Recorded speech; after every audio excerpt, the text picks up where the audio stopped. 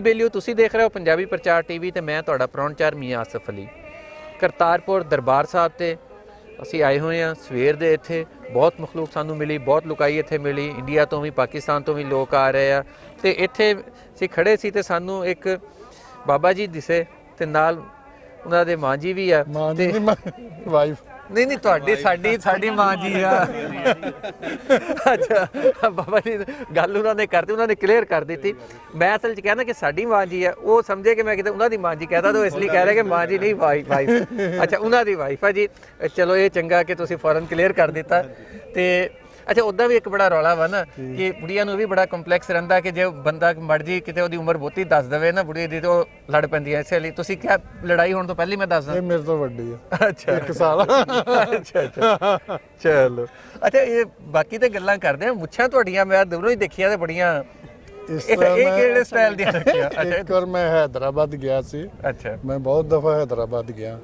ਇੱਕ ਦਫਾ ਮੈਂ ਉਹ ਜਿਹੜੀ ਉੱਥੇ ਪਤਾ ਨਹੀਂ ਚਾਰ ਮੀਨਾਰ ਉਸ ਦਿਨ ਕੁਦਰਤੀ ਮੁਹੱਰਮ ਸੀ, ਬਹੁਤ ਰਸ਼ ਸੀ ਤੇ ਮੈਂ ਉੱਪਰ ਚੜ੍ਹ ਰਿਹਾ ਸੀ ਤੇ ਮੈਨੂੰ ਇੱਕ ਮੁੰਡਾ ਕਹਿੰਦਾ ਅੰਕਲ ਜੀ ਤੁਹਾਡੀਆਂ ਮੁੱਛਾਂ ਨੂੰ ਹੱਥ ਲਾਉਣ ਨੂੰ ਦਿਲ ਕਰਦਾ।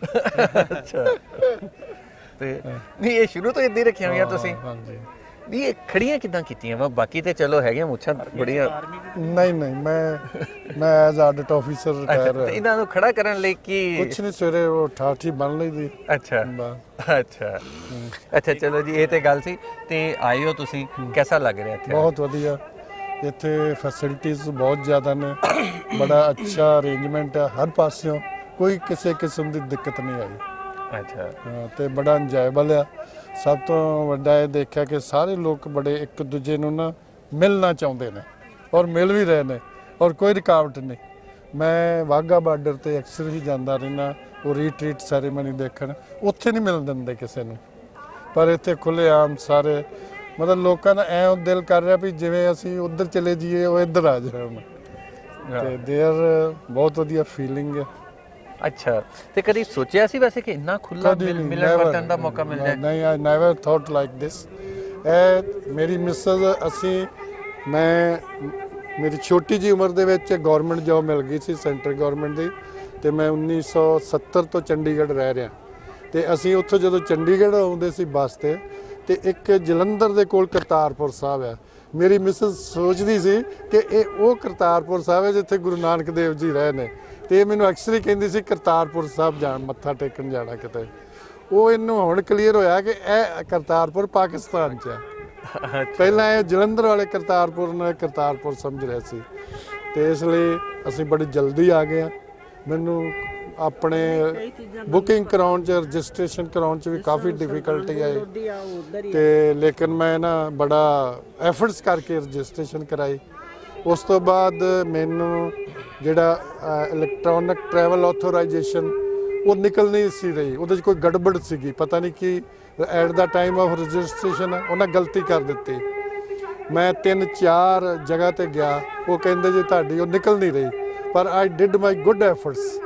ਤੇ ਫਿਰ ਮੇਰਾ ਇੱਕ ਏਜੰਸੀ ਨੇ ਕੇਸ ਚੰਡੀਗੜ੍ਹ ਭੇਜਿਆ, ਚੰਡੀਗੜ੍ਹ ਵਾਲੇ ਨੇ ਦਿੱਲੀ ਭੇਜਿਆ, ਇਹ ਦਿੱਲੀ ਤੋਂ ਮੈਨੂੰ ਕਲੀਅਰੈਂਸ ਆਈ ਆ।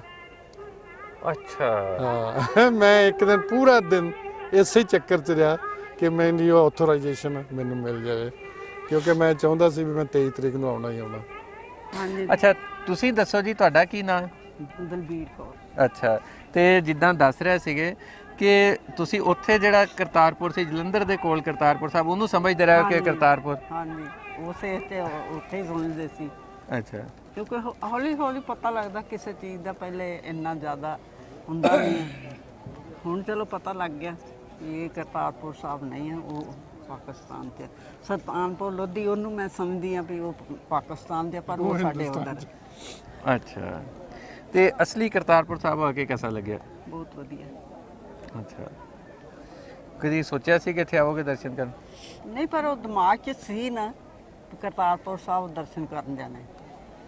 ਅੱਛਾ ਬਾਕੀ ਇਸ ਚੀਜ਼ ਦਾ ਪਤਾ ਨਹੀਂ ਸੀ ਕਰਤਾਰਪੁਰ ਸਾਹਿਬ ਪਾਕਿਸਤਾਨ ਵਾਲਾ ਕਿਹੋ ਆ। ਅੱਛਾ ਲਓ ਜੀ, ਤੁਸੀਂ ਸੁਣਿਆ ਕਿ ਉਹਨਾਂ ਦਾ ਬੜੇ ਚਿਰ ਦਾ ਚਾਅ ਵੀ ਸੀਗਾ, ਆਉਣਾ ਵੀ ਸੀਗਾ, ਪਰ ਮਾਂ ਜੀ ਤੇ ਇਹ ਸਮਝਦੇ ਹੁੰਦੇ ਸੀਗੇ ਜੋ ਜਲੰਧਰ ਦੇ ਕੋਲੋਂ ਲੰਘਣਾ ਕਿ ਉੱਥੇ ਜਿਹੜਾ ਕਰਤਾਰਪੁਰ ਸਾਹਿਬ ਆ ਉਹੀ ਖਰੇ ਹੀ ਹੈ ਕਰਤਾਰਪੁਰ ਸਾਹਿਬ, ਜਿੱਥੇ ਦਰਬਾਰ ਸਾਹਿਬ ਆ। ਪਰ ਆ ਗਏ ਇੱਥੇ, ਇਹਨਾਂ ਨੂੰ ਆ ਕੇ ਇੱਥੇ ਜਿਹੜੀ ਇਹਨਾਂ ਦੀ ਸਭ ਤੋਂ ਜ਼ਿੰਦਗੀ ਦੀ ਵੱਡੀ ਖਾਹਿਸ਼ ਸੀਗੀ, ਜਿਹੜਾ ਵੱਡਾ ਚਾਅ ਸੀ, ਉਹ ਪੂਰਾ ਹੋ ਗਿਆ।